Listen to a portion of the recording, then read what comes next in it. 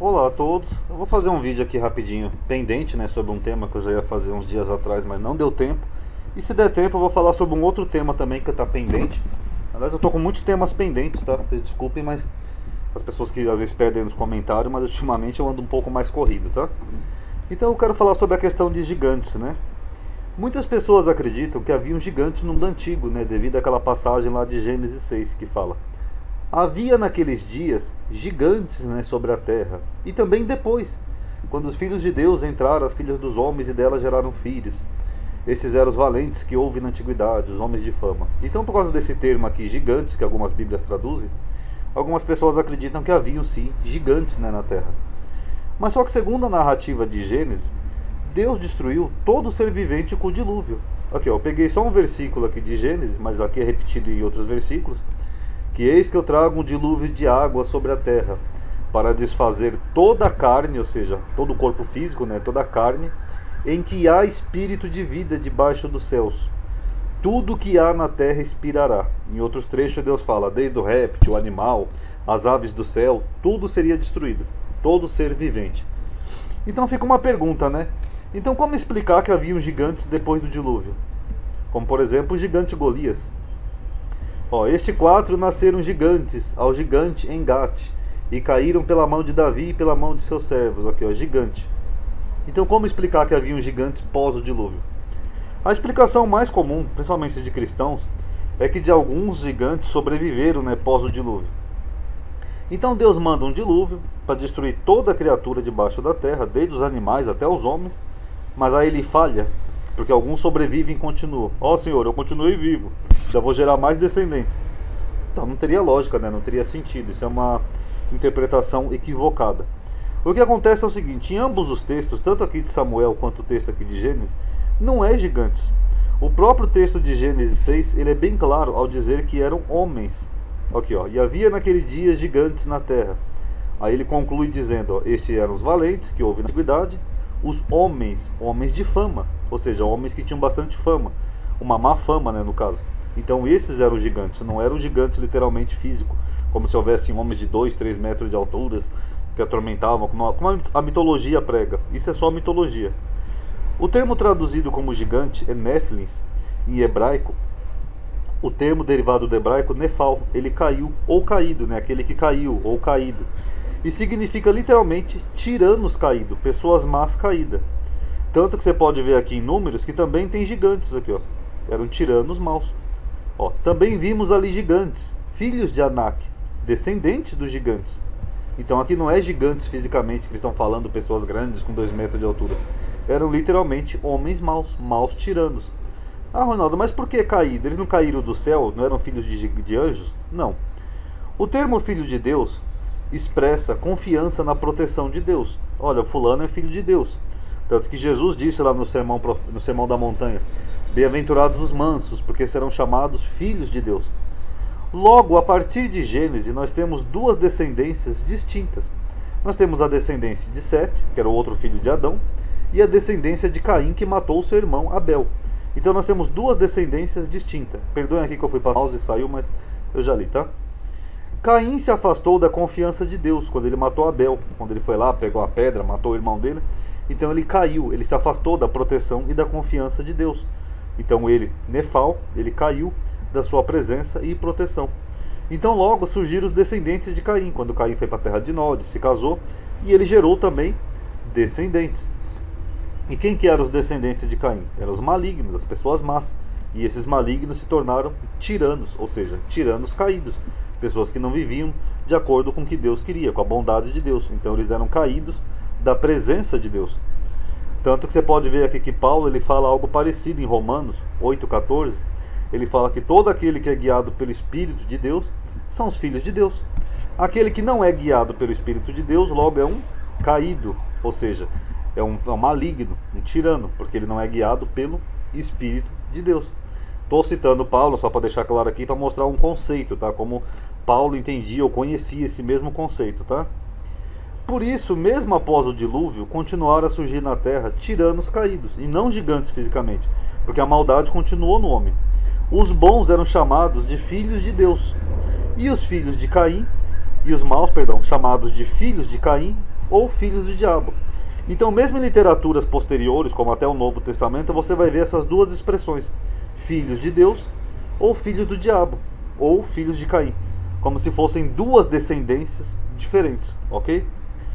E os filhos e os descendentes, ou descendentes de Sete, tomaram as filhas, né, ou as descendentes, né, de Caim como esposa, e aí nasceram os tiranos. Então, basicamente, é isso que diz o texto de Gênesis 6. Ó. Viram os filhos de Deus, que eram os descendentes de Sete, que as filhas dos homens, que eram os descendentes de Caim, eram formosas, e tomaram para si mulheres, de todas as que escolheram. Então o Senhor disse: ó, não contenderá o meu espírito para sempre com o homem, porque ele também é carne, porém os seus dias serão 120 anos.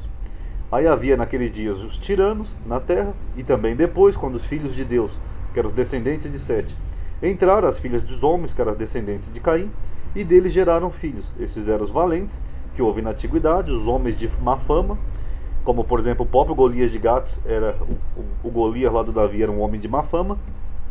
E aí o Senhor percebeu que a maldade, né, do homem, ou seja, que homem que Deus está falando aqui? Caim, se multiplicou sobre a terra. Se multiplicou como? Através de miscigenação, quando os descendentes de Sete se miscigenaram com os descendentes de Caim. Então aí surgiu toda essa descendência mista, que acabou continuando mesmo após Noé, correto?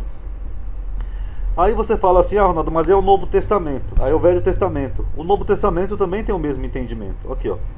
Qualquer que é nascido de Deus, aqui é a epístola de João, não comete pecado, porque a sua semente, o que é semente? É descendência, seme, zerá. Eu já falei disso em outros vídeos.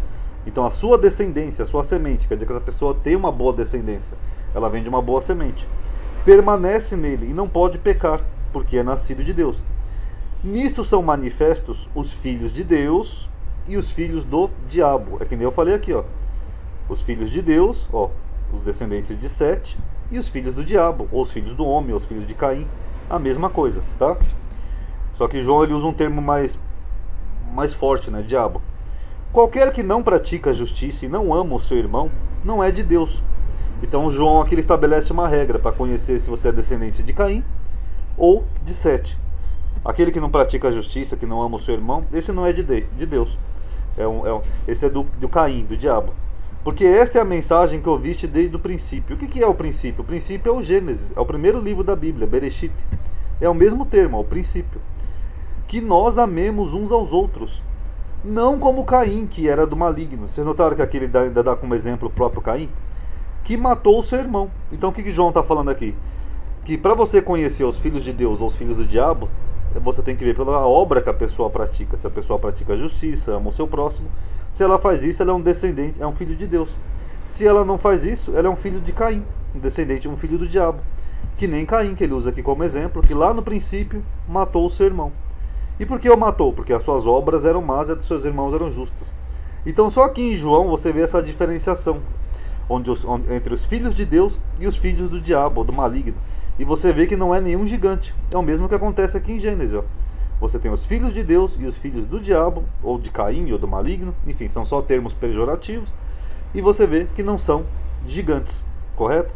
E só para finalizar, eu já mostrei isso também em outro vídeo, então para não ficar muito longo, eu só vou dar uma resumida aqui. Em João 8 você tem a mesma coisa, onde Jesus está discutindo aqui com os fariseus. E qual é o tema da discussão? Descendência. Os fariseus dizem para Jesus que são filhos de Abraão.